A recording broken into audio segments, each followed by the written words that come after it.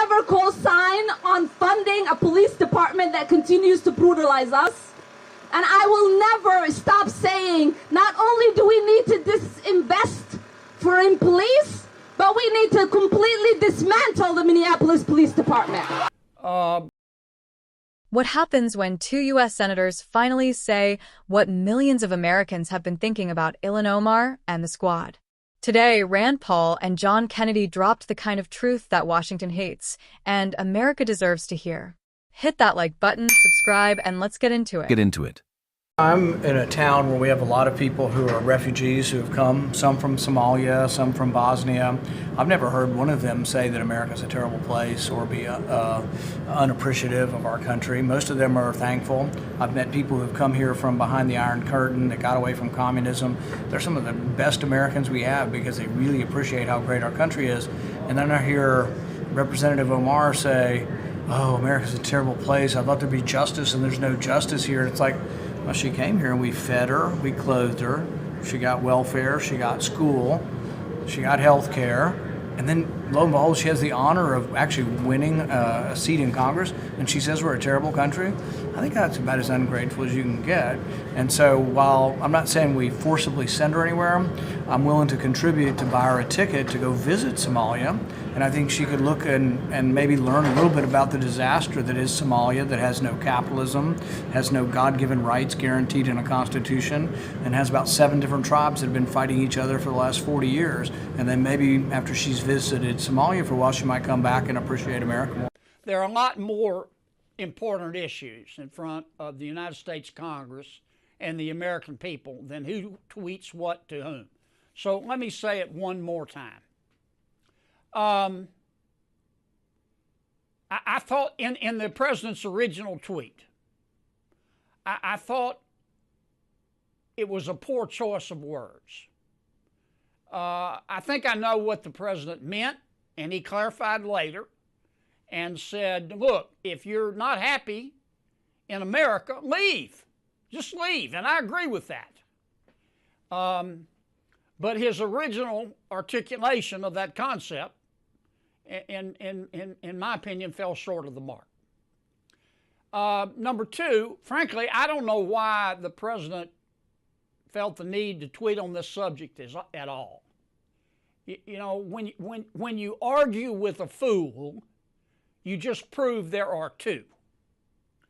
And I consider Congresswoman Omar, Congresswoman Ocasio-Cortez, Congresswoman Tlaib, Congresswoman Presley, I think is her name. They call themselves the Squad.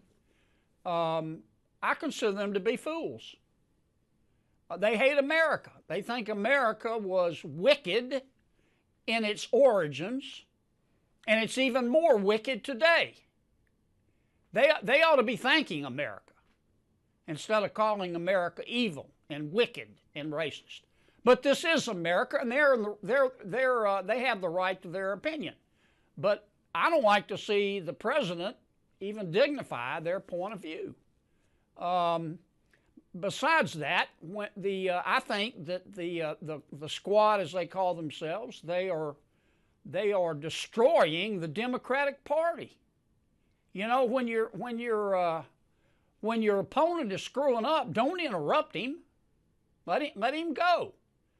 I mean, just looking at this from a political standpoint, if I didn't know better, I would think the members of the Squad were GOP plants. I mean, they think that illegal immigration, socialism, higher taxes, abortion are all moral goods. They think America, Israel, free enterprise are moral bads. That's not what most Americans believe. And that's kind of where I am on the subject. The president has explained his position. He has said, look, here's what I meant. If you're not happy living in America, leave. It's a free country, and I agree with that assessment. Okay. Welcome back, Patriots.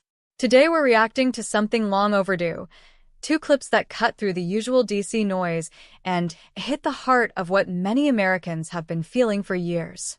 Senator Rand Paul and Senator John Kennedy decided to stop tiptoeing around the truth and instead call out Ilhan Omar and the Squad for what their rhetoric really is: ungrateful, divisive, and fundamentally hostile to the values that make this country the greatest nation on earth. Rand Paul starts with a point that hits hard because it's true. He talks about refugees he knows, people who fled communism, fled war zones, fled oppression, and every single one of them appreciates America. They know what they escaped. They know what freedom actually means. They don't spit on the country that saved them. But Ilhan Omar?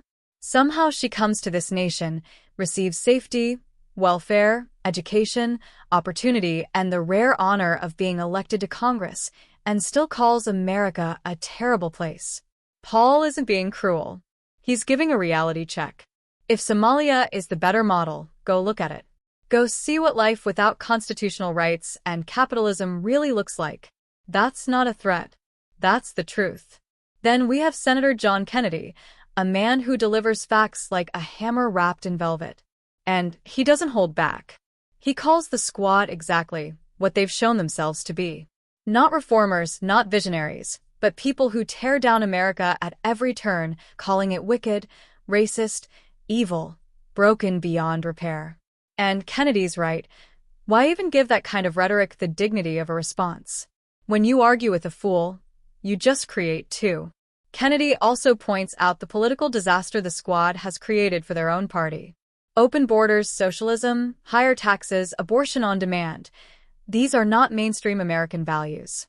These are the talking points of a fringe movement that has somehow gained a megaphone far larger than the number of voters who actually agree with them. Here's the bottom line. America isn't perfect, but it's the greatest experiment in human freedom ever created. People risk their lives to get here. They fight for the chance to be part of this nation.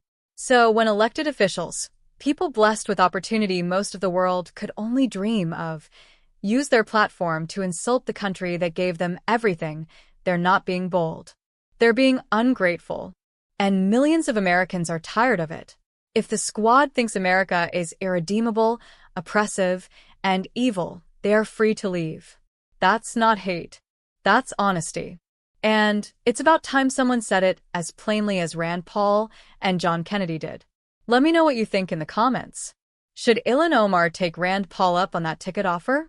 And is Kennedy right about the Squad being the downfall of their own party? Like, subscribe, and keep fighting for the truth.